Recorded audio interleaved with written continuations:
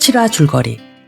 렐프는 로마로 돌아가고 매기는 루코에게 이별을 통보한 뒤 렐프의 아이를 임신한 채 저스틴과 드로이다로 돌아온다. 세계 제2차 전쟁이 발발하자 쌍둥이 형제가 전쟁에 나가고 드로이다는 극심한 가뭄에 시달린다. 한편 매기는 피해의 보살핌을 받으며 아들 데인을 출산하는데 딸 저스틴은 데인을 각별히 좋아한다. 성격이 다른 아이들이 화목하게 지내는 모습을 감탄하며 바라보는 매기에게 피이는 데인이 렐프의 아들임을 알고 있다고 말한다. 그리고 유부남을 사랑했던 자신의 지난 날을 들려준다. 추기경이 된 렐프가 조용히 드로이다를 방문하고 매기와 함께 평화롭게 지난 시간들을 회상한다.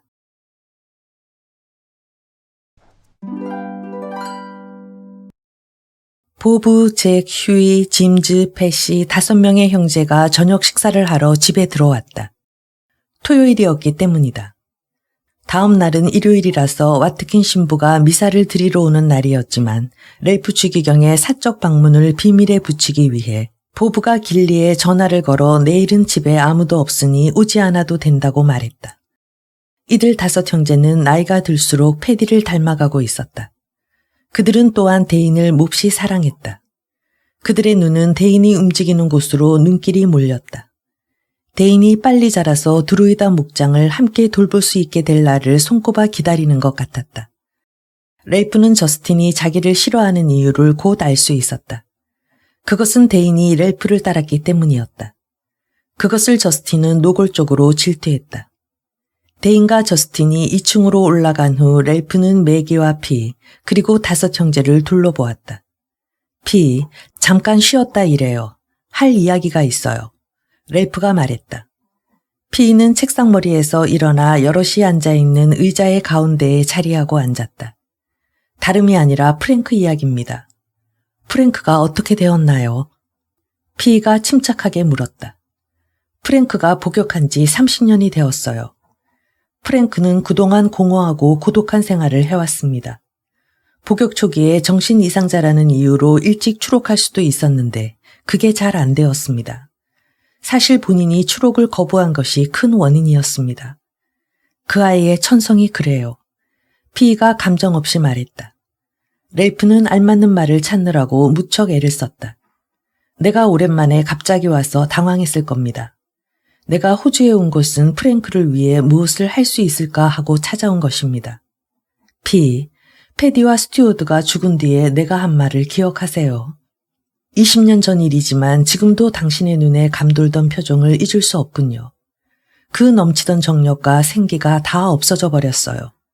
네, 그래요. 보브가 어머니에게로 시선을 돌리며 말했다. 프랭크가 석방됩니다. 렐프가 말했다. 피는 눈동자 깊은 곳에서 약간의 빛이 가물가물 흔들리고 있었다. 그러나 5 형제의 눈 속에서 그 어머니의 눈빛이 확대되어 번쩍이는 것을 렐프는 알 수 있었다. 고마워요. 피가 입을 열었다. 프랭크가 드로이다로 돌아오는 것을 환영한다는 뜻입니까? 렐프가 가족들에게 물었다. 이곳은 그의 집입니다. 그가 있어야 할 곳은 바로 여기입니다. 보브가 말했다. 피이를 제외한 모든 사람이 그 말에 찬성했다. 피이는 자기만의 생각에 몰두해 있는 듯했다. 그는 처음 투옥될 당시에 프랭크가 아니더군요.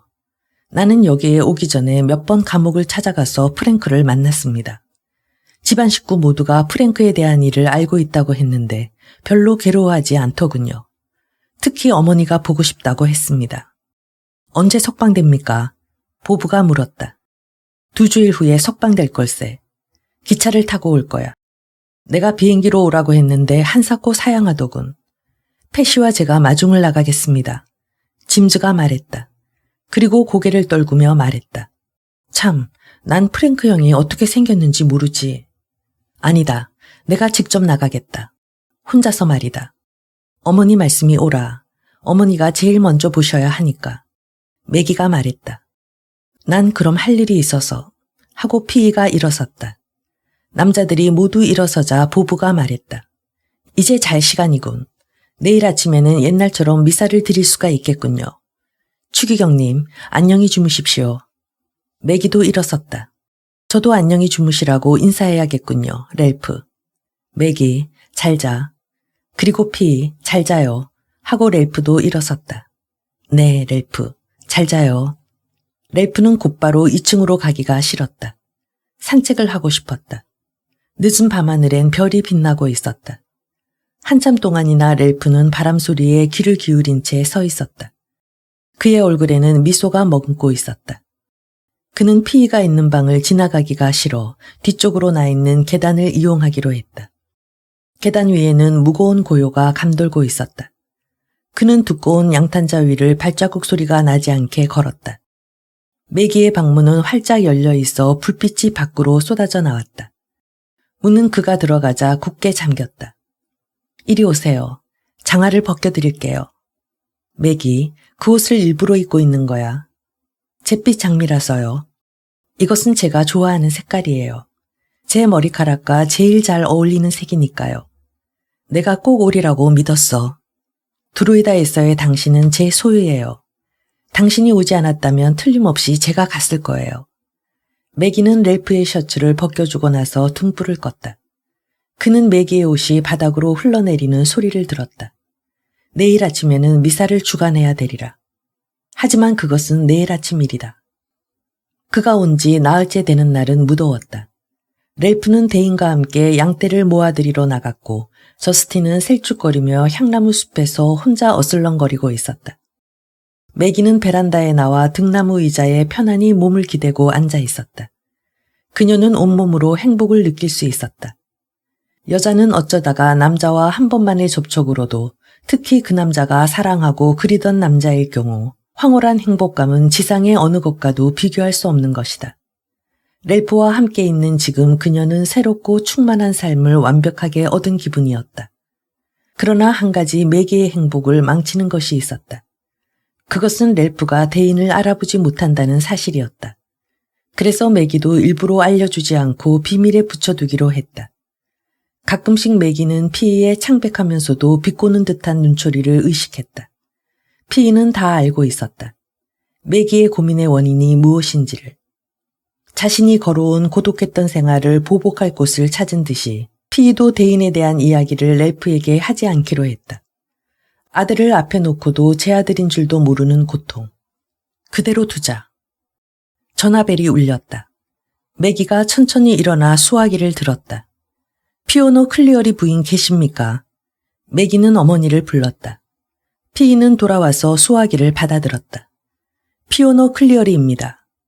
피이는 전화에서 들려오는 이야기를 듣고 있었다. 그녀의 얼굴에서 차츰차츰 핏기가 사라졌으며 패디와 스튜어드가 죽은 이후에 나약하고 왜소한 모습이었다. 고맙습니다. 라고 말하고는 전화를 끊었다. 무슨 일이에요? 프랭크가 석방되었단다. 오늘 오후에 온다는구나. 지금 몇 시지? 빨리 출발해야겠구나. 벌써 2시가 지났으니. 어머니, 저도 함께 갈까요? 아니다, 매기. 나 혼자 가겠다. 넌 저녁 식사 준비를 해라. 어머니, 프랭크 오빠가 크리스마스에 맞춰 돌아오니 기쁘죠? 그래, 기쁘다. 역장은 피이에게 목례를 주고받을 정도로 낯이 익은 사이지만 말을 건네지는 않았다. 역장은 늙은 여인치고는 날씬한 몸매에 유행에 뒤지지 않는 멋있는 복장이라고 생각했다. 얼굴엔 주름도 별로 없고 목장과 농장을 운영하면서 편안한 생활을 하는 여자라는 것을 알 수 있었다. 프랭크는 어머니가 자기를 알아보기 전에 어머니를 먼저 알아봤다. 프랭크는 나이가 52이었으며 여의고 병색이 짙었다. 피이는 감정을 억제하고 가벼운 걸음걸이로 그에게 접근했다. 프랭크, 오랜만이구나. 그는 눈을 치켜떴다. 반짝이던 눈동자에는 힘이 없었다. 프랭크의 눈이 아니었다. 그러나 피이의 모습을 완전히 인식한 순간 특이한 표정이 그의 눈에 감돌았다.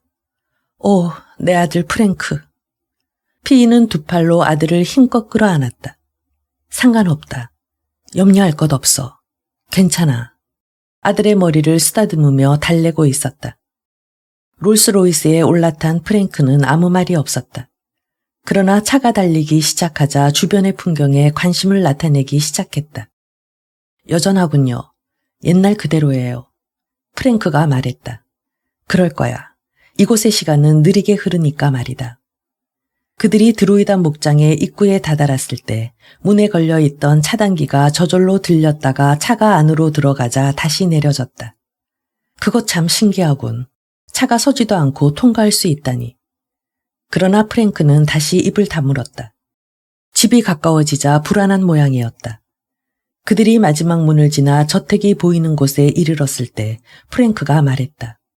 우리 집이 이렇게 아름다운 것을 난 잊고 있었어요. 우리 집이니까 우리가 고친 거란다. 그들은 차를 차고에 집어넣고 함께 저택을 향해 걸었다. 저택의 방을 쓸래? 아니면 손님채를 혼자서 쓸래?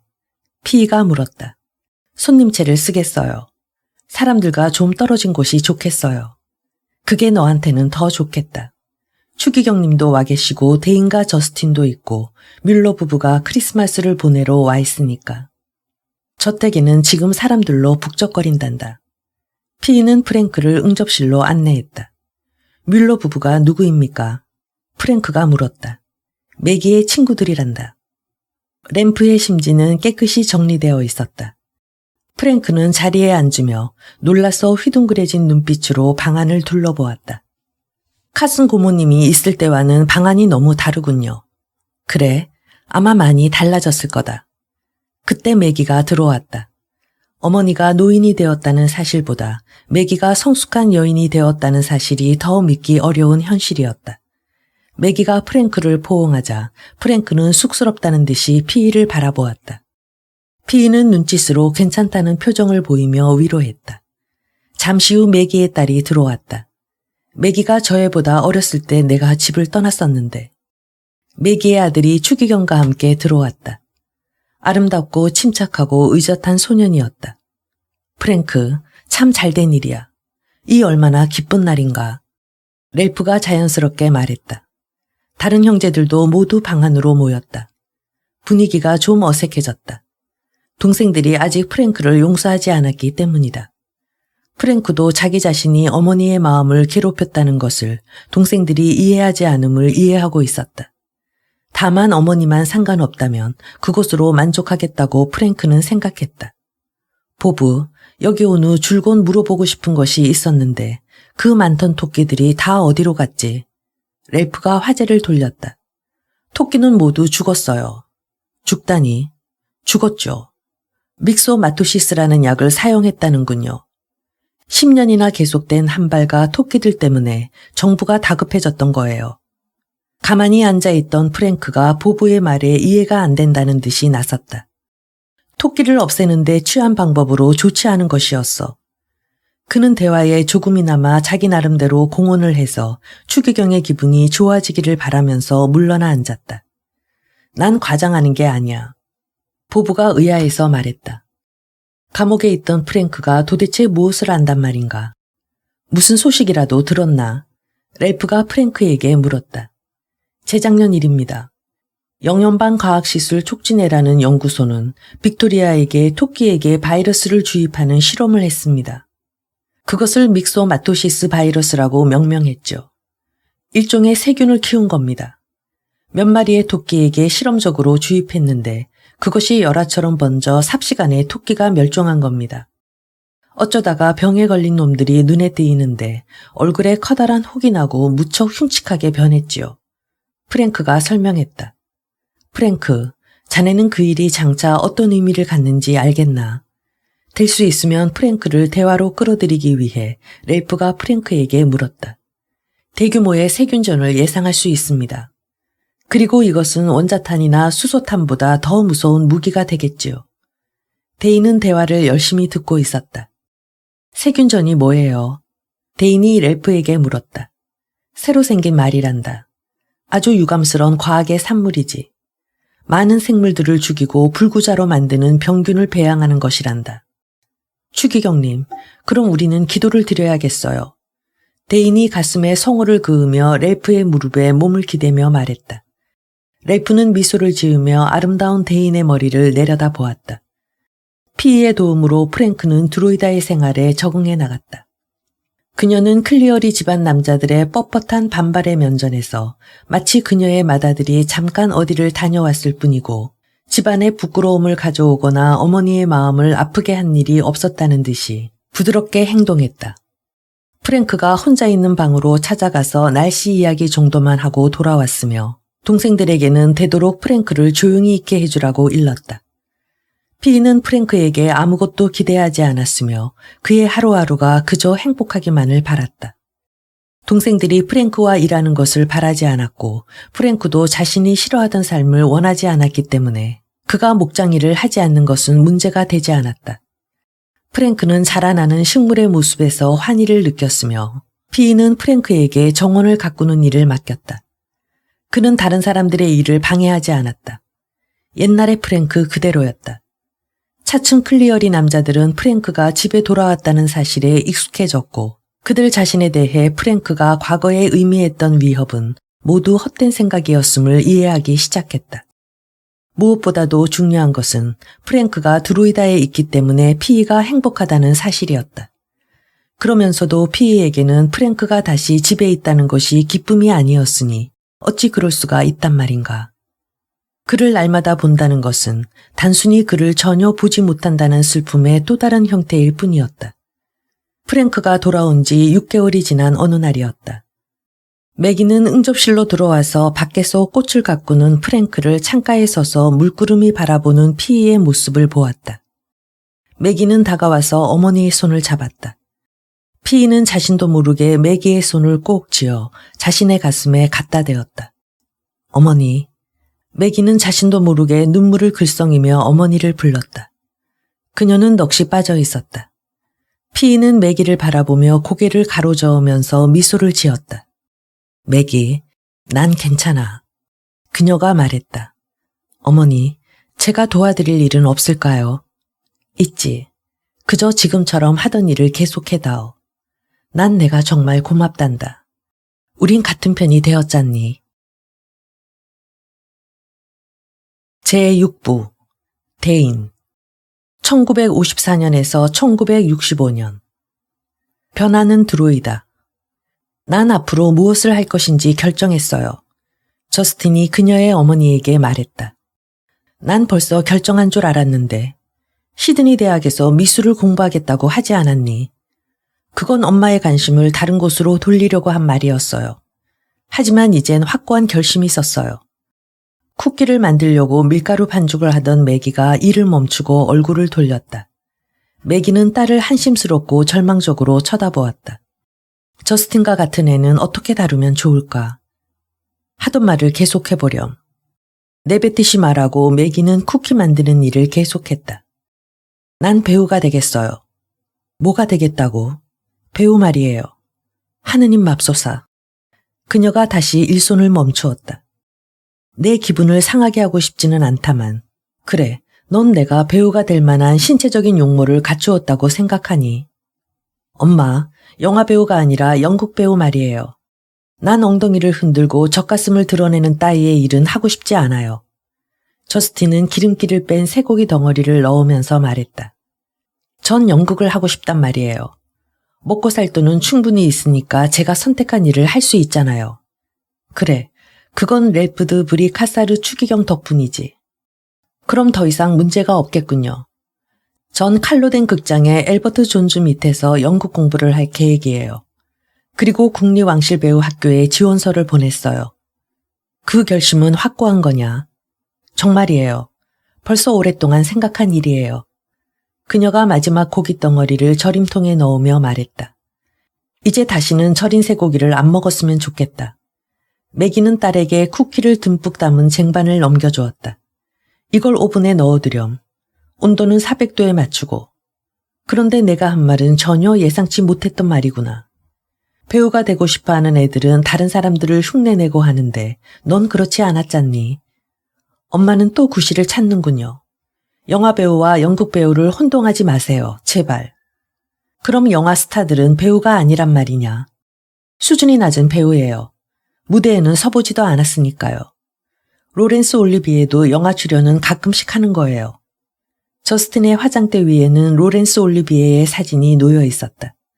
매기는 그것이 단지 어린 소녀들의 취향인 것으로 생각해 왔었다. 그래도 난 이해가 안 되는구나. 배우라니. 매기가 머리를 저으며 말했다. 무대가 아니라면 내가 떠들고 소리를 지를 곳이 어디 있겠어요.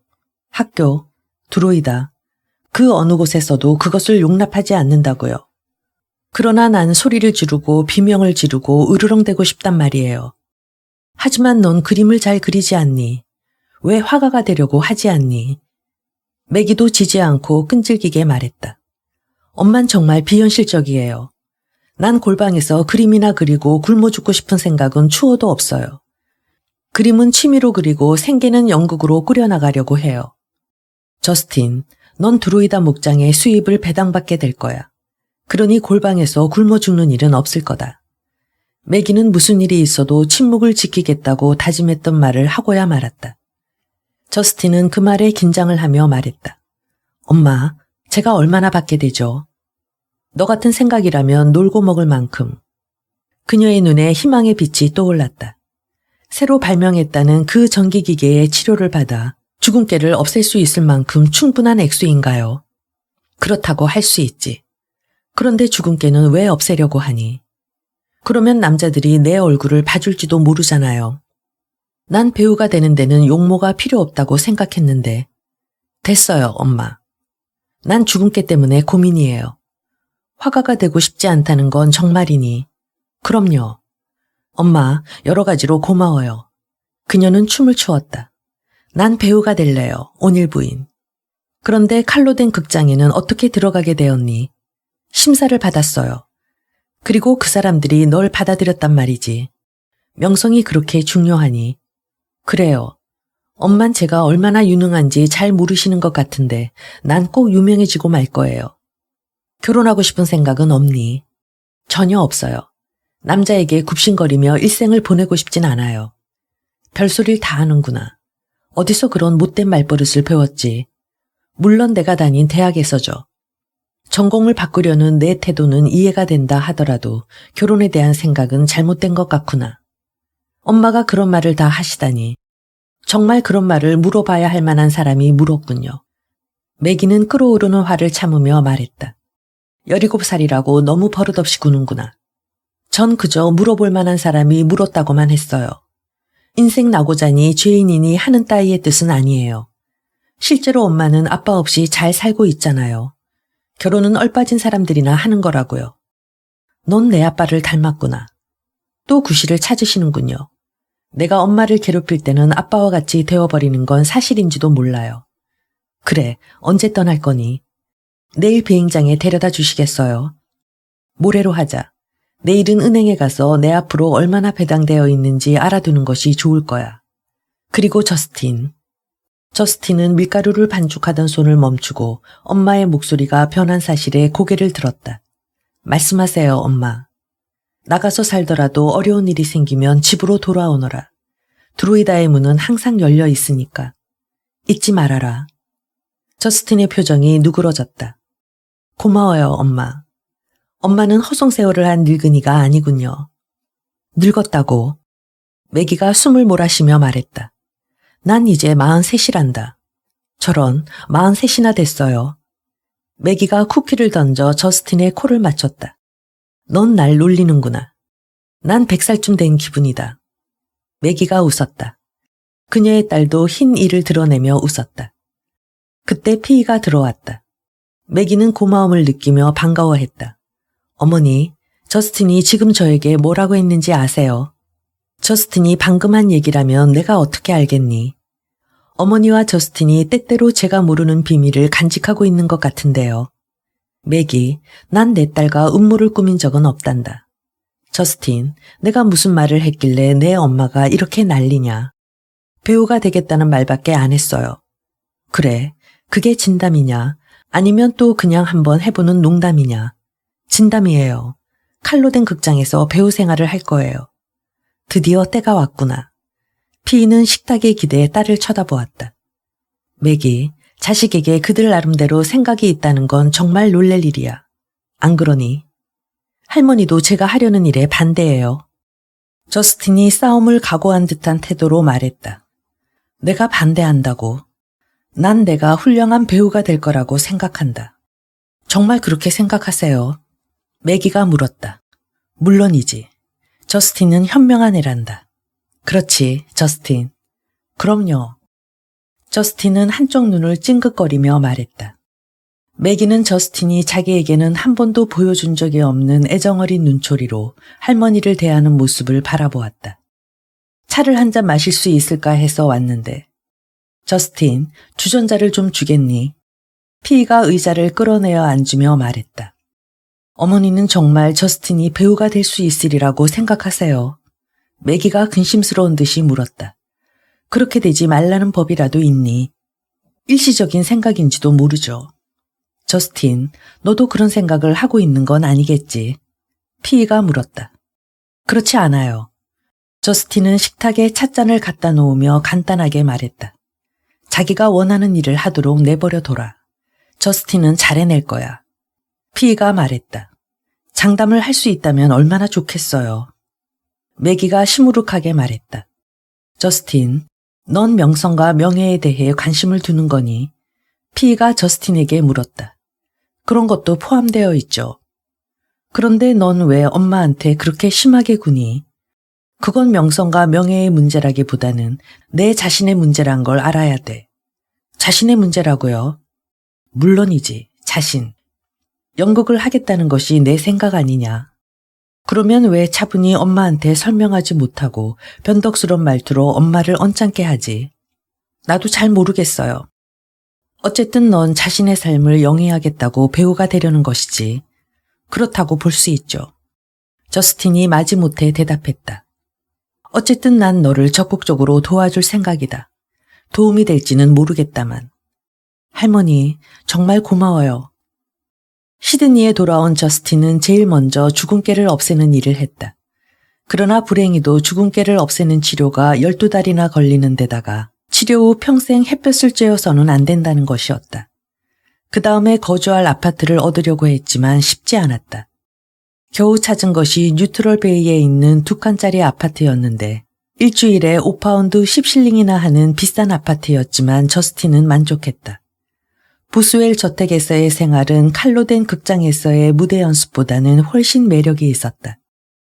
보스웰 저택에는 저스틴이 들어있는 방 외에도 6개의 방과 집주인 디바인 부인이 쓰고 있는 방이 또 있었다. 디바인 부인은 65세로 런던 출신이었는데 그녀는 호주 사람들 덕분에 먹고 살면서 호주 사람들을 경멸하고 있었다. 저스틴은 이곳에서도 많은 친구들을 사귀었다. 그러나 친구들이 그녀에게 하듯 자신의 모든 근심 걱정을 그들에게 털어놓지는 않았다.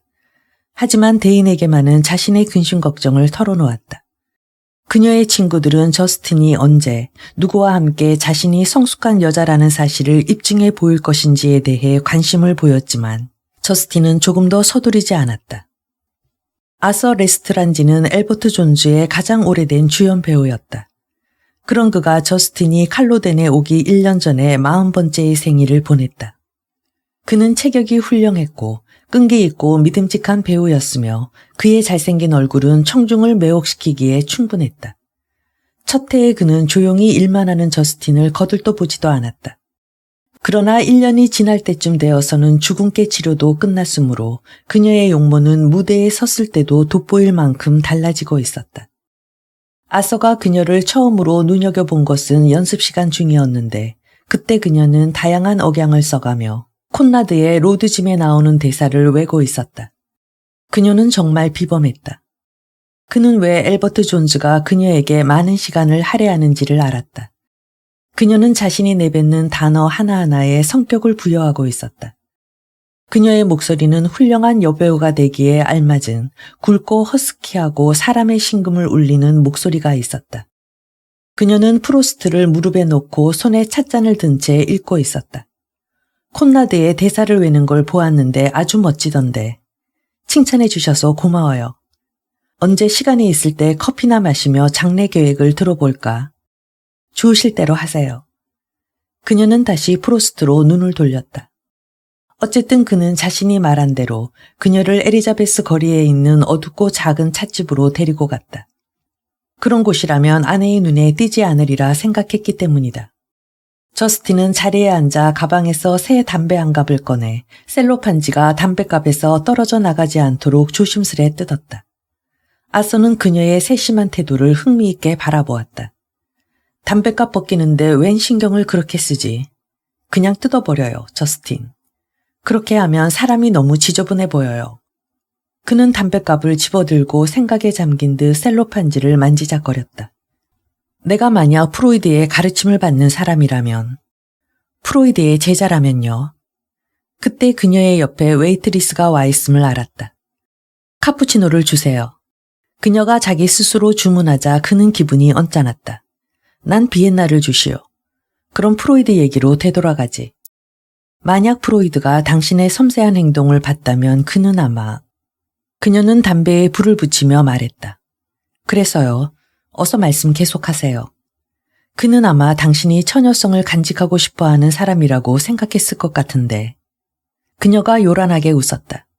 내가 처녀인지 아닌지를 물어보는 거예요. 저스틴, 다른 것보단 먼저 말을 얼버무리는 것부터 배워야겠어. 전 실제로 많은 교육을 받았는데 뭘 또 배우겠어요. 모든 방면에 대해 다 알고 있단 말인가. 전 선생님이 제 말투만 들어도 아실 줄 알았는데 유감이군요. 직접 경험을 통해서만 알 수 있는 일이 있지. 그가 말했다. 정말요? 전 관찰로도 충분하다고 늘 생각해 왔는데요. 만약 줄리엣 역을 맡게 되면 어쩌겠어. 사랑이 뭔지를 알아야 줄리엣 역을 할 게 아니야. 그는 사랑이란 말에 힘을 주어 말했다. 저도 동감이에요. 사랑을 해본 적은 있어? 아니요. 사랑에 대해서 아는 건 있어. 전혀 몰라요. 아하, 그렇다면 프로이드 말이 맞을 수도 있겠군. 글쎄요, 어떤 점에서는. 여자가 된다는 것이 어떤 것인지 가르쳐주고 싶은 생각이 드는군. 그렇게 하시지 그래요. 저스틴, 그런 일이 달빛과 장미를 연상시키는 정열적인 구애처럼 성스러운 것일까? 아니면 화살처럼 순간적이고 강렬한 것일까? 그는 손을 가슴에 대고 열변을 토했다. 그녀는 웃었다. 전 길고 강렬한 것일 것 같은데요. 아서, 달빛이니 장미니 하는 말은 어울리지 않은 것 같고 또 제 성격은 정열적인 사랑은 견디지 못할 거예요. 저스틴, 모든 사람은 정열적인 사랑을 할 수 있도록 만들어져 있지. 저스틴도 역시 마찬가지일 거야. 그녀가 일어섰다. 그럼 내 마음이 변하기 전에 그 일을 실천에 옮겨보도록 하죠. 지금 당장, 오늘 밤에. 못할 이유라도 있어요. 당신의 돈이 모자란다면 호텔 방값을 치를 정도의 돈은 나도 가지고 있어요. 메트로 호텔은 멀지 않은 곳에 있었으며 그들은 웃으며 팔짱을 끼고 거리를 걸었다. 아서는 저스틴이 밖에서 기다리는 동안 재빨리 약국으로 들어갔다가 행복한 미소를 지으며 나왔다. 자, 이제 모든 준비가 된 셈이군. 뭘 샀어요? 콘돔? 아니, 젤리를 샀어. 그런데 콘돔은 어떻게 알지? 카톨릭 기숙사 학교에서 7년을 보냈는데 그걸 몰라요. 기도만 했는 줄 아세요. 호텔은 컸고 시드니 항구의 다리를 볼 수 있는 위치에 자리 잡고 있었다. 자, 이젠 어떻게 해야 되죠? 그녀가 커튼을 치며 물었다. 물론 팬티를 벗어버리는 일이지. 그녀는 수줍어하지 않고 옷을 벗고 침대로 올라가 다리를 벌렸다. 아서, 이제는 됐어요. 하느님 맙소사. 왜요? 뭐가 잘못되었어요? 당신은 진짜 빨강머리군. 어떠리라 생각했어요? 자주색을 기대했었나요? 이럴 땐 농담이 어울리지 않아. 그런 건 집어치우라고. 그는 옷을 벗고는 침대 위로 올라가 그녀의 얼굴과 목을 차례로 애무하기 시작했다. 아서는 그의 손가락으로 준비할 일을 끝내고 젤리를 제자리에 바른 다음 적극적인 자세로 다음 행동을 취했다. 통증과 황홀한 기분이 뒤범벅이 된 상태였다. 자, 이젠 괜찮아. 이젠 그렇게 아프진 않을 거야. 그녀의 입에서 길고 고통스러운 울음소리가 흘러나오다가 요란한 웃음소리로 변했다. 그의 동작이 강렬하면 할수록 그녀는 더욱더 요란하게 웃었다. 양팔을 침대 밑으로 축 늘어뜨린 채 눈물을 흘렸다. 그녀의 온몸이 파르르 떨렸지만 아서가 그녀에게 얘기해 주었던 것만큼 떨리지는 않았다. 여러 면에서 어머니보다는 저스틴이 대인에게 더 가까웠고 그들의 관계는 완벽한 우애를 이루었다. 그러나 함께 있으면 주로 저스틴이 말하고 대인은 듣는 편이었지만 그녀의 말을 그대로 받아들이지는 않았다. 신성한 것은 없다고 믿는 그녀는 도덕적으로 약간 해이한 편이었고 대인은 그러한 그녀의 부족한 면을 보충해주는 편이었다. 내가 어젯밤 뭘 했는지 아니? 그녀는 커다란 밀짚 모자로 얼굴과 목을 가리면서 물었다. 처음으로 주역을 맡아 공연한 거야. 대인이 말했다. 그런 일이라면 내가 너더러 와서 보라고 했을걸. 빌리를 때리려던 보비의 주먹을 한 대 맞은 모양이군. 아니, 전혀 틀려. 짐작이 안 가. 그들은 성메리 성당 잔디밭에 앉아 있었다. 데이는 저스틴에게 전화를 걸어 성당에서 열리는 특별한 회의에 참석하러 온다고 그곳에서 만나자고 했다. 물론 저스틴은 그를 만날 수 있는 시간이 있었고 최근의 일들을 들려주고 싶어 했다. 그래, 어젯밤에 뭘 했는데? 처녀성을 잃었어. 적어도 난 그렇게 생각해. 그의 눈이 휘둥그레지며 말했다. 한심한 일이군. 이제 그럴 때도 됐지 뭐. 내가 남녀간의 사랑의 기교도 모르면서 어떻게 훌륭한 배우가 되길 바라겠니? 장차 결혼할 남자를 위해서도 순결은 지켜야 하는 거잖아. 그녀의 얼굴이 화를 내며 일그러졌다. 대인, 넌 가끔 너무 고루해서 날 당황하게 해. 내가 40이 될 때까지도 마땅한 남자를 못 만나면 어쩌지? 그때까지도 이럴까 저럴까 심사숙고나 하고 있으란 말이야. 결혼할 때까지 간직한다는 것, 아마 넌 그럴 모양이지. 난 결혼할 생각이 없어. 나도 그래. 하지만 호기심만 갖고 살다가 죽고 싶지는 않아. 이제 그럴 필요가 없어서 좋겠다. 그녀는 흰 이를 드러내며 웃었다. 그는 엎드린 채 턱을 개고는 그녀를 유심히 바라보았다. 어땠어? 내 말은 무섭거나 혐오감 같은 것은 없었느냐 말이야. 어쨌든 싫지는 않았어. 그저 모든 사람들이 그 문제에 대해 야단하는 것을 이해할 수 없었을 뿐이야. 그리고 아무나 닥치는 대로 그러지 않았고 나이도 있고 분별력이 있는 점잖은 남자를 골랐어. 정말 한심한 바보로구나. 나는 내가 별로 볼 것도 없는 남자하고 우연히 만나 어쩔 수 없이 그렇게 되었다고 말하는 것이 마음이 한결 가벼웠을 거야. 결혼할 때까지 기다리고 싶지 않다는 데는 이해를 하지만 결혼할 상대자를 생각할 때 순결은 값어치가 있는 거야. 너의 그런 행동 때문에 그러는 건 아니야. 물론 처음이었으니까 절정에는 이르지 못했겠지. 그녀의 얼굴에 떠올랐던 흥겨운 승리감이 사라졌다. 너도 별 수 없는 철부지로구나. 너도 그 이유를 알겠지. 나는 죽을 때까지 누구도 사랑하지 않을 거야. 사람들은 사랑을 받을 줄도 모르면서 사랑을 하려 든단 말이야. 그녀가 타인의 사랑을 받고 있지 못하다고 생각할 때처럼 그를 괴롭히는 것은 없었다. 그는 사내아이였기 때문에 믿음직한 성격과 모든 사람들과 뜻을 통할 수 있어 어머니와 드로이다의 모든 사람에게서 사랑을 독차지하며 모든 것을 다 누렸던 것이다. 그래서 그는 저스틴에게 미안했고 이제는 어떻게 해서든지 속죄를 해야만 한다고 생각했다. 그들은 다음 날 11시에 만나 그곳에서 만나기로 하고 헤어졌다. 데이는 성메리 성당의 문을 열고 안으로 들어갔다. 그는 머리를 숙여 성호를 그은 다음 성체 앞을 지나 조용히 무릎을 꿇고 앉았다. 그는 성당에서만은 올바른 생각을 할 수 있었고 마음의 평화를 누릴 수 있었으며 고뇌에서 벗어날 수 있었다. 제단 위에는 촛불이 엄숙한 빛을 발하고 있었다. 어머니, 왜 그렇게 조용히 계세요? 무슨 생각을 하시는 거죠? 드로이다를 생각하세요. 데인이 어머니에게 물었다. 아니다. 내가 늙어간다는 생각을 하는 중이란다. 매기가 졸린 듯 말했다. 어머니는 늙지 않을 거예요. 그가 유쾌하게 말했다. 그랬으면 정말 좋겠구나. 그들은 드로이다 목장의 샘 곁에 있는 잔디밭에 누워 따뜻한 겨울 햇볕을 쬐고 있었다. 커다란 물웅덩이에서 끓어오르는 물이 튀었으며 유황 냄새가 나는 샘에 들어가 수영을 하는 것은 겨울철에 즐기는 커다란 또 하나의 즐거움이었다. 나이에서 비롯되는 모든 통증과 고통이 사라지는 것이었다. 그녀는 대인이 몸을 일으키는 소리를 듣고 눈을 떴다. 그는 그녀에게 언제나 사랑스러운 어린아들이었다. 그런 그가 수영복을 입고 하늘을 배경으로 뚜렷한 윤곽을 나타내고 서 있는 모습을 본 순간 매기는 인식을 달리해야 된다는 것을 알았다.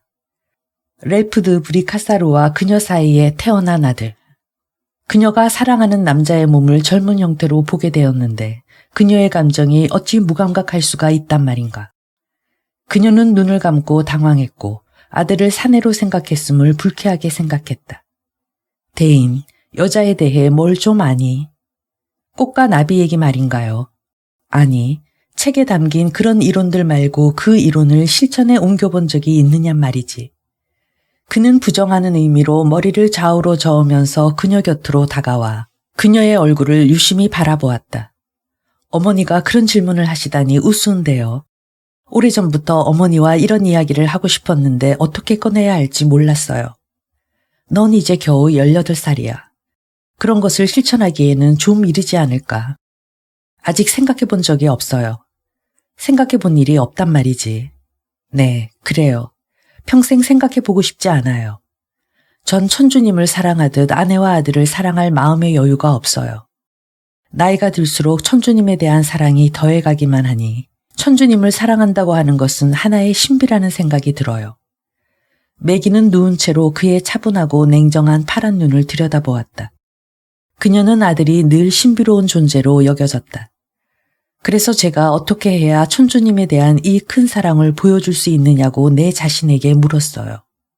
전 오랫동안 그 해답을 받아들이지 않으려고 다른 쪽으로 눈을 돌렸었고 평범한 인간으로서의 삶을 살려고 애를 썼어요.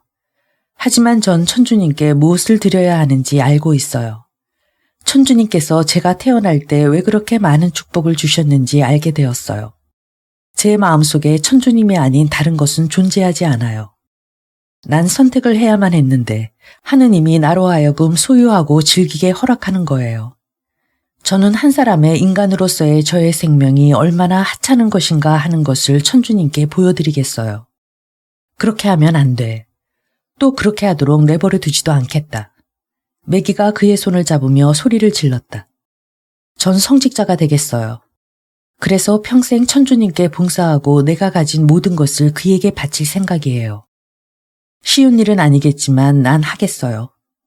그녀는 아들이 신부가 되겠다는 말에 기쁨과 자부심을 나타내기는커녕 그 말이 그녀를 사형에 처한다는 송고인 것처럼 그를 멍하니 쳐다보고 있었다.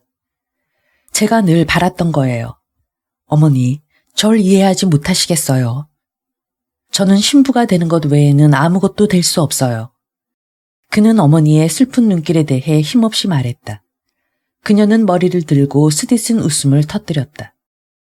이것이 진실이란 말인가? 믿을 수 없는 아이러니야. 그날 밤 말을 타고 가며 렐프가 하던 말이 생각나는구나. 너희는 원래 흙이었으니 흙으로 돌아가게 될 것이며 그대도 또한 교회에 속한 사람이니 교회를 떠맡게 될지니라는 말이었다.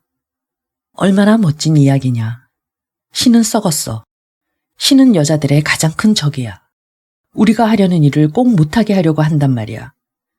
그녀가 떨리는 손으로 눈물을 닦으며 말했다. 어머니, 제발 진정하세요. 그는 그녀가 하는 말이나 그녀의 고통이 무엇인지도 모르고 그녀를 위해, 그녀의 고통을 위해 눈물을 흘렸다. 그가 신에게 약속한 희생은 이미 시작되었던 것이다. 대인, 울지 마라. 미안하다. 이럴 생각이 아니었는데. 물론 난 너 때문에 무척 기쁘구나. 그렇지 않겠니? 하지만 너무 뜻밖이라 충격을 받았기 때문이었어.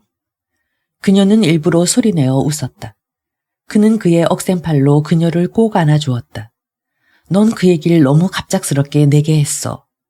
어머니, 정말이에요. 정말이냐고. 천주교 신자인 내가 아들이 성직자가 되는 것을 섭섭하게 생각하란 말이냐. 그런 일은 있을 수 없지. 그녀가 벌떡 일어서며 말했다. 아휴, 춥다. 날씨가 추워지는구나. 자, 이제 돌아가자. 그들은 랜드로버를 타고 왔었는데 대인이 운전석에 앉고 매기가 그 옆에 나란히 자리를 잡고 있었다. 어디로 갈 생각이냐? 성 패트릭 대학으로 갈까 하는데요. 내게 좋은 생각이 있단다, 대인. 그래요. 그는 차를 모는 일에 신경을 집중해야 했다. 길이 고르지 못한 데다가 난데없이 나무가 길을 가로막곤 했기 때문이다. 로마에 계신 드 브리카사르 추기경을 찾아가면 어떻겠니? 너도 그분을 기억하지? 그럼요. 그분은 제가 생각하는 가장 완벽하고 모범적인 성직자예요. 그분 같은 성직자가 될 수 있다면 얼마나 좋겠어요.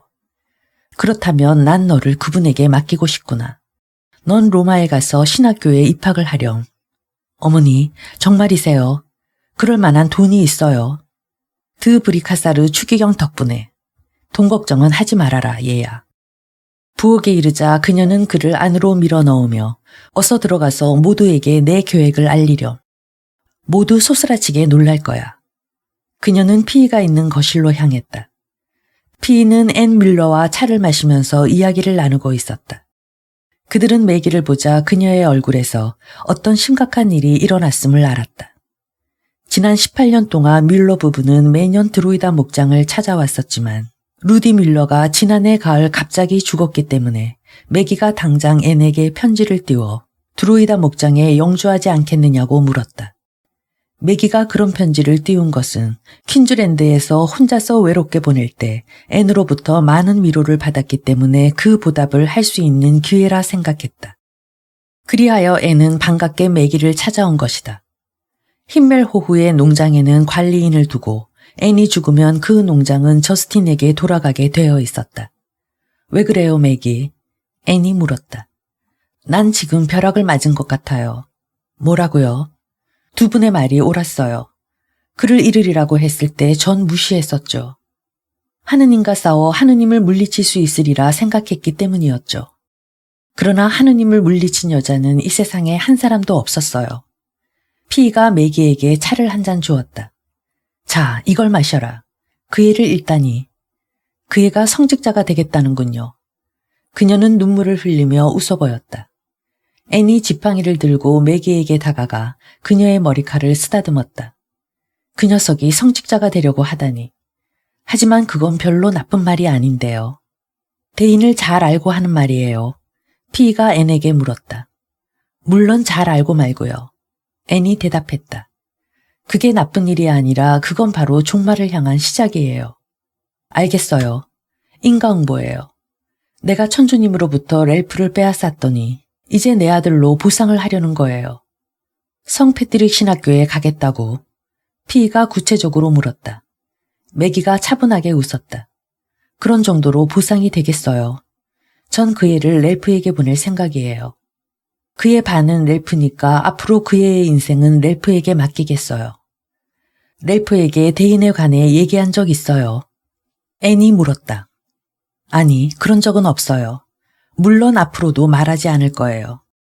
그들은 너무 닮아서 그는 그 애를 곧 알아볼 거예요. 누가요? 렐프가? 천만에요. 난 그에게 내 아들을 보내는 것이지 그의 아들을 보내는 것이 아니에요. 신의 질투심을 경계하도록 해요. 그들이 아직 당신에 대한 복수를 끝내지 않았는지도 모르잖아요. 앤이 부드럽게 말했다. 그들이 내게 더 이상 무슨 행동을 하겠어요. 매기가 괴로운 듯 말했다. 저스틴이 그 이야기를 들었을 때 그녀는 격분했다. 지난 4, 5년 동안 그런 눈치를 채긴 했었지만 매기에겐 하늘이 무너지는 것 같은 청천벽력이었다면 저스틴에게는 예상했던 소나기에 불과했다. 그는 공연이 끝난 후 칼로 된 극장 무대 뒤에서 그녀에게 모든 것을 털어놓았다.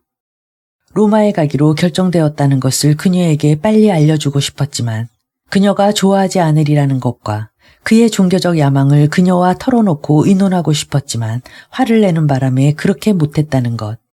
그러나 이제 그의 기쁨을 더 이상 말하지 않고는 배길 수 없었다는 것 등. 너 참 철부지 같은 짓을 하고 있구나. 그녀가 언짢은 듯 말했다. 그래, 난 철부지야. 바보. 날 욕해도 내 마음을 돌릴 순 없어. 나도 알아. 하지만 욕이라도 해야 감정이 풀리겠어. 엘렉트라 역을 하면서 무대에서 실컷 기분을 푸는 줄 알았는데 정말 연기 잘하던데, 저스틴. 내 말을 듣고 났으니까 이제 연기를 더 잘하게 될 거야. 성 패트릭 신학교에 갈 계획이니? 그녀가 시무룩하게 말했다. 아니, 로마에 갈 거야. 드브리카사르 추기경한테 말이야. 거긴 너무 멀어, 대인. 그럼 너도 영국으로 오면 되잖아. 너 정도의 실력이라면 쉽게 자리를 구할 수 있을 거야. 그럴 수 있을까? 이제는 호주의 무대가 좁게 느껴지니까. 그래, 역시 내 말이 옳아. 나도 영국으로 가겠어. 잘 됐어. 신학교도 연우대학처럼 방학이 있거든. 그럼 우린 방학 때 유럽도 돌아보고 드로이다에 들를 수도 있지. 내가 가까이 있다는 것은 내 계획이 완벽하다는 거야. 정말 그렇겠지. 내가 너하고 얘기를 나눌 수 없게 된다면 내 인생이 달라질 테니까. 분장실은 사람들로 붐비고 있었기 때문에 그는 한 모퉁이에 쭈그리고 앉아 그녀의 얼굴을 바라보고 있었다. 드브리카사르 추기경은 냉혈 동물이야. 난 그를 처음 본 순간부터 증오했어. 그렇지 않다는 걸 나보다 자신이 더 잘 알면서 그런 소리 하지 마. 대인이 킬킬거렸다. 아니야, 정말이야. 난 증오했어. 넌 그를 좋아했어. 앤 아주머니가 내가 모르는 이야기를 해준 적이 있어. 내가 모르는 이야기를. 그래, 내가 갓난아기였을 때 그분이 우유를 먹이고 트림을 시킨 다음 흔들며 재워주곤 했었는데 넌 아주 까다로운 애여서 다른 사람이 안아주는 건 싫어하면서도 그가 안아주면 그렇게 좋아할 수가 없었다고 하셨어. 그건 순 거짓말이야. 아니, 그건 거짓말이 아니야. 내가 그를 싫어하는 이유가 뭐야? 그저 싫을 뿐이야. 난 그를 항상 좋아해. 그는 완벽한 신부님이야. 그는 연병이라 알으라고 해. 저스틴. 그때 날씬한 여자의 두 다리가 대인의 곁에 와서 멈추었다. 대인은 고개를 들어 바라보고는 얼굴을 붉히고 시선을 돌리면서 마사 하고 태연하게 말했다. 안녕, 대인. 그녀는 연기력은 없었지만 미인이었기 때문에 어떤 공연에서도 빠져서는 안 될 여자였고 대인의 취향에 꼭 맞는 여자이기도 해서 저스틴은 대인이 그녀에 대해 여러 번 칭찬하는 것을 들은 적이 있었다. 우리 집에 가서 차나 한잔 하지 않겠어? 저스틴도 같이 와도 좋아. 그녀가 대인을 내려다보며 말했다. 그러자 저스틴은 머리를 좌우로 흔들었다. 고맙긴 하지만 난 안 되겠어. 대인만으로 만족해야겠어. 대인은 유혹을 느끼는 듯 했지만 애석하다는 듯이 머리를 좌우로 흔들었다. 고맙긴 하지만 그럴 수 없어. 미안해, 마사. 대인은 구세주를 대하듯 그의 시계를 들여다보았다. 이런 주차 허용 시간이 1분밖에 안 남았군. 얼마나 더 걸릴 것 같아, 저스틴? 10분쯤. 그럼 밖에서 기다릴게. 저런 겁쟁이. 마사의 두 눈이 그를 따라가고 있었다. 그는 왜 나를 거들떠보려고도 하지 않을까? 신경 쓰지 마. 그 애는 원래 그래. 저스틴이 말했다. 무슨 이유라도 있니? 내가 보기엔 동정은 아닌데. 얘, 말 조심해. 그 애는 진짜 수총각이야. 내가 자기보다 나이가 많아서 그럴까? 대인은 평생 여자를 가까이 하지 않겠다고 선서를 했어. 신부가 되려고 말이야. 마사의 요염한 입이 일그러졌다. 그럴 수가. 낙심하지 마. 하느님은 너에게 아주 잘해주신 셈이라는 걸 잊지 마. 대인을 차지하기 위해서라면 신과도 기꺼이 경쟁할 마음의 준비가 되어 있어. 잊어버리도록 해. 조물주와 싸우는 일에 승산이 있을 것 같아. 윌리를 유혹하는 편이 나을 거야. 바티칸에서 대인을 마중하러 공항으로 차를 보내주었다. 그는 차가 길거리를 달리는 동안 사진으로만 보았던 원주, 로코코 스타일의 궁전 등을 직접 구경했다. 바티칸에 들어간 그는 머리부터 발끝까지 주홍빛 옷을 입은 렐프 드 브리카사르 추기경을 만났다. 그는 무릎을 꿇고 그의 반지에 키스했다. 자, 일어서거라. 내 얼굴을 좀 보자꾸나. 추기경은 대인이 자기 아들인지도 모르고 그가 사랑하는 매기의 아들이라는 이유로 그를 물끄러미 쳐다보았다. 이런 훌륭한 아들을 그의 몸에서 탄생시키기를 얼마나 바랐던가. 평생 이렇게 사람의 마음을 움직이는 사람을 만나본 일이 없었다. 육체적인 그 어떤 아름다움보다도 그의 영혼이 지닌 아름다움이 더 마음에 들었다. 그는 사람의 마음을 끄는 천사와 같은 힘과 속세를 벗어난 어떤 신비스러운 면을 지니고 있었다. 앉아라, 대인. 내가 시킨 대로 이탈리아어를 배우기 시작했니? 말은 할 줄 알지만 어법은 아직 미숙합니다. 이곳에서 몇 주일 지나면 익숙해지리라 생각합니다. 렐프 추기경은 그를 바라보며 몸을 앞으로 굽혔다. 대인에 대한 안녕과 책임을 당신에게 맡깁니다. 그래야만 하는 책임을 느꼈으며 제가 훔쳤던 것을 당신에게 되돌려드립니다. 저에게 2가지만 약속해 주시면 저는 당신이 그를 위해 일하고 있다는 것으로 알겠습니다. 첫째는 그를 받아들이기 전에 신부가 되는 것이 그의 진정으로 바라는 것인지 확인해 주십시오.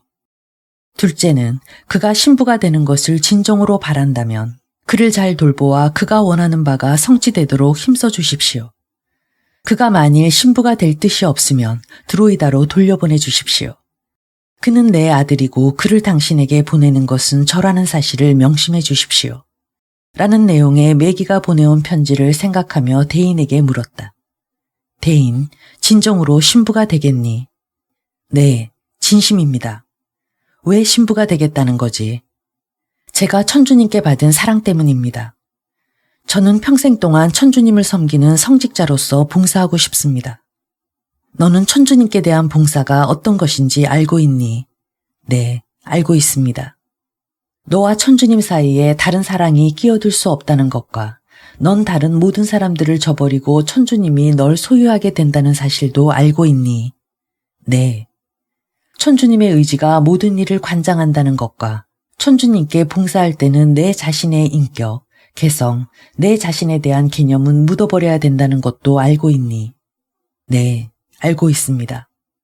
필요하다면 천주님의 이름으로 죽음과 기아와 투옥을 기꺼이 맞이해야 한다는 것과 천주님에 대한 너의 사랑을 감소시킬 어떤 물건도 소유할 수 없다는 것을 알고 있니? 네. 의지가 강하니, 대인. 전 남자입니다, 추기경님. 물론 남자가 되는 일이 어렵다는 건 알고 있습니다. 그러나 천주님의 도움으로 강한 의지력을 갖도록 기도하겠습니다. 넌 꼭 신부가 되어야겠니? 다른 일에는 만족할 수 없니? 네, 없습니다. 나중에 생각이 달라지면 넌 어떻게 하겠니? 그때는 떠나겠다고 요청하겠죠. 만일 제 생각이 달라진다면 그것은 다른 이유에서보다는 제가 저의 평생의 사명을 잘못 선택했다는 순수한 이유에서일 겁니다. 그때는 떠나겠다고 요청할 겁니다. 그러나 일단 마지막 선서를 하고 서품을 받게 되면 물러날 수도 없고 절대로 풀려날 수도 없고 다른 율법도 있을 수 없다는 것도 알고 있니? 네, 알고 있습니다. 그러나 만약 마음의 변화가 있어 결정을 내려야 할 일이 생긴다면 그 전에 내렸을 겁니다. 대인, 왜 나를 찾아오게 되었지? 호주에 그대로 남아있지 않고 왜 로마에 오겠다고 결심했지? 로마에서 공부하는 것은 어머니의 생각이셨습니다. 저도 오래전부터 로마에 오고 싶어 했습니다. 이곳에 와서 공부할 수 있는 돈이 생길 줄은 전혀 몰랐습니다. 너의 어머니는 현명하신 분이시다. 어머니가 말씀해 주시지 않던가. 무슨 말씀을요? 내가 1년에 5만 파운드의 수입이 있다는 것과 내 이름으로 은행에 이미 수만 파운드가 예금되어 있다는 걸. 아니요, 그런 말씀을 하신 적이 없습니다.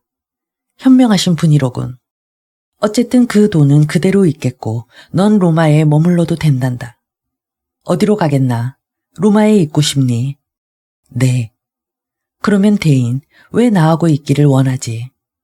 추기경님은 제가 생각하고 있는 완벽한 성직자이기 때문입니다.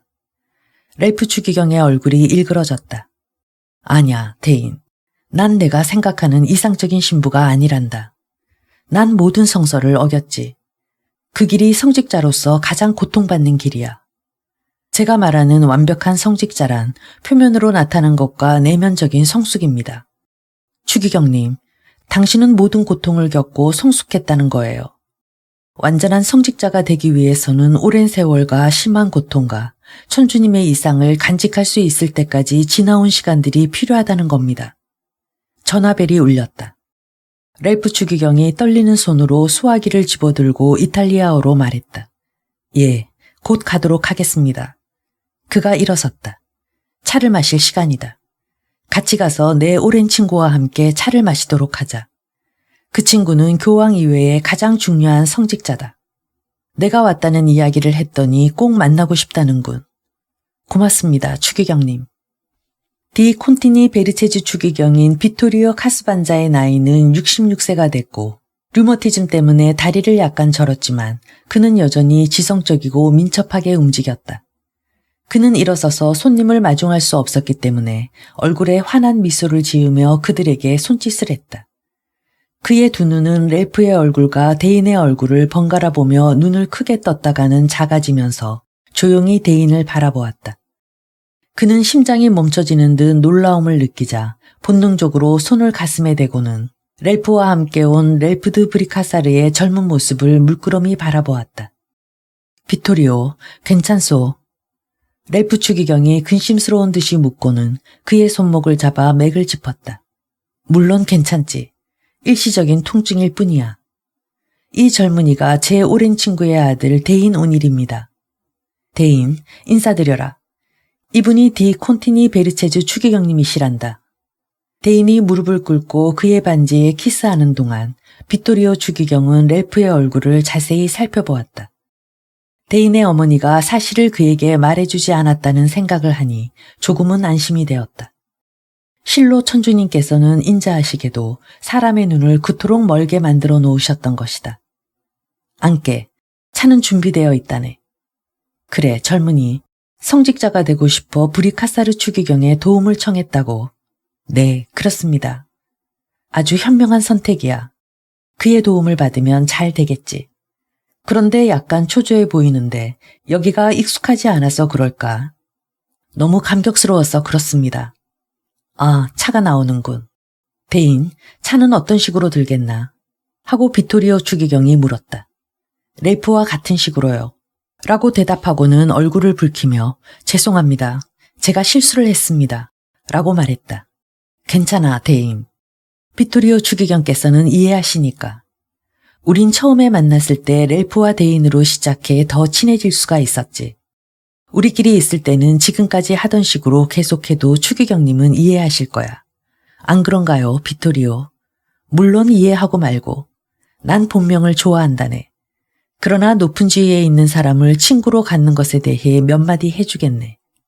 자네가 어떤 신학교에 들어가게 되면 자네와 렐프의 오랜 우정에 복잡한 설명을 해야 하는데 무척 귀찮은 일이 될 걸세.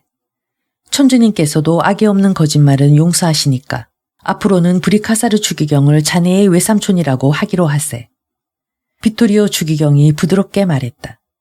데이는 충격을 받은 모습이었고 렐프 추기경은 담담한 표정을 짓고 있었다.